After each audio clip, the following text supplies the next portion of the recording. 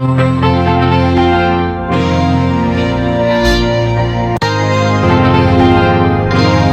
ከረማችሁ? እንዴት አደራችሁ?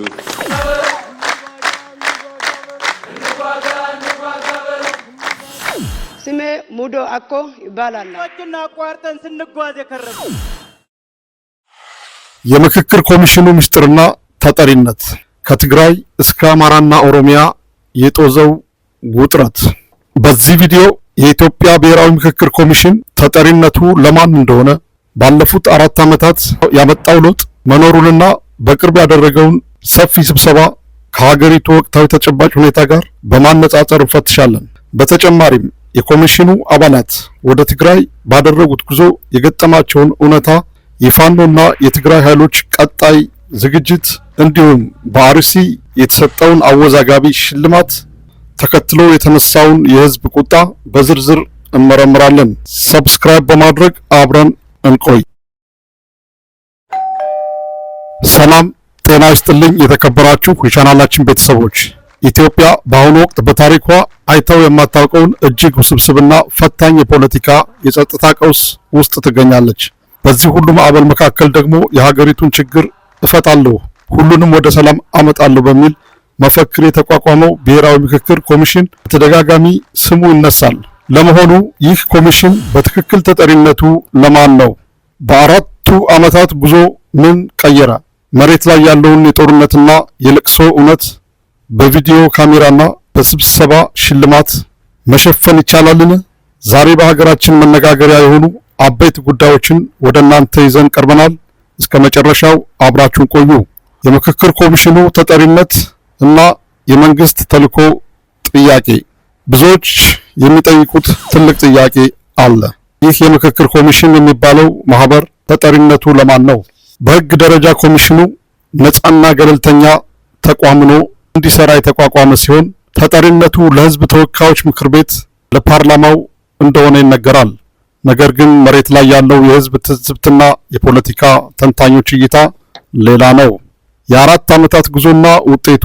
ኮሚሽኑ ከተቋቋመ 4 ዓመታት ሊሞላው ቢቃረብም ሀገሪቱ ወደ ሰላም መመለስ ቀርቶ ጦርነትና አለመረጋጋቱ ከቀን ወደ ቀን እየባሰ መጥቷል። ብዙዎች ኮሚሽኑ የመንግስትን ተልዕኮ ለማስፈጸምና ገጽታን ለመገንባት የተሰማራ ኃይል ነው ሲሉ ይቻሉ።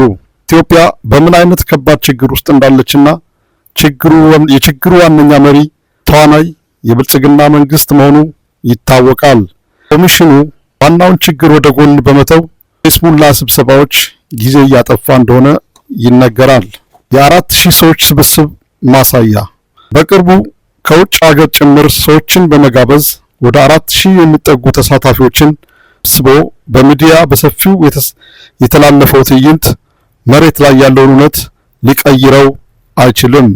ሚዲያዎች ስብሰባውን አጉልተው ቢያሳዩም በየቀኑ የሚፈሰው የንጹሃን ደምና ህዝብ ሰቆቃ ግን ኮሚሽኑን ጥረት ዋጋ አልባ አድርጎታል።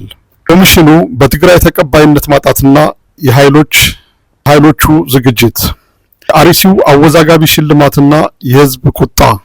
ቀውሱ ሌላ ማሳያ ደግሞ በቅርቡ የኦሮሚያ ክልል ከፍተኛ መሪዎች በአርሲ ዞን አስተዳደር ልዩ ሽልማት ሲያበረክቱ የሚያሳይ ምስል መውጣታቸው ነው።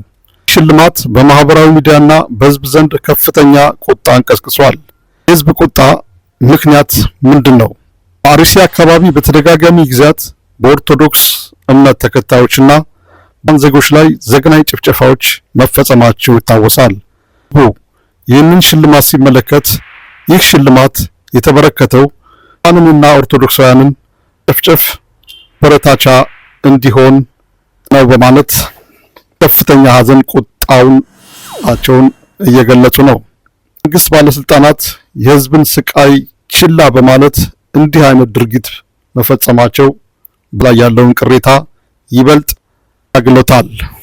እንግዲህ የተከበራችሁ ተመልካቾቻችን በአጠቃላይ መሬት ላይ ያለው እውነታ የሚያሳይ የኢትዮጵያ ችግር በሺዎች የሚቆጠሩ ሰዎችን አዳራሹ ተሰብስቦ በካሜራ ማሳየት የሚፈታ አለመሆኑን ነው። ምክክር ኮሚሽኑ ተአማኒነት ጥያቄ ውስጥ በወደቀበት የትግራይና የአማራ ኃይሎች ወታደራዊ መፍትሄን ብቸኛ አማራጭ አድርገው በሚንቀሳቀሱበትና ሰቆቃ ላይ ሽልማት በደልበት ሀገር ውስጥ ዘላቂ ሰላምን ማሰብ እጅግ ከባድ ነው መጥቷል። አንተስ በዚህ ጉዳይ ላይ ምን ታስባላችሁ? የምክክር ኮሚሽኑ እውነት ነፃ ነው ወይስ የመንግስት ተልዕኮ አስፈጻሚ? የሀገራችን ዕጣ ፈንታስ ምን ሊሆን ይችላል? ቹን አስተያየት በኮሜንት መስጫ ላይ ሁሉም ቪዲዮውን ላይክ እና ሼር በማድረግ ጎን እንዳይረሱ። ለቻናላችን አዲስ ከሆኑ ደግሞ ሰብስክራይብ በማድረግ የደወል ምልክቱን ይጫኑ። ለተከታተላችሁን እናመሰግናለን። ሰላም ለኢትዮጵያ። ስለ ኢትዮጵያ ዝም አንልም።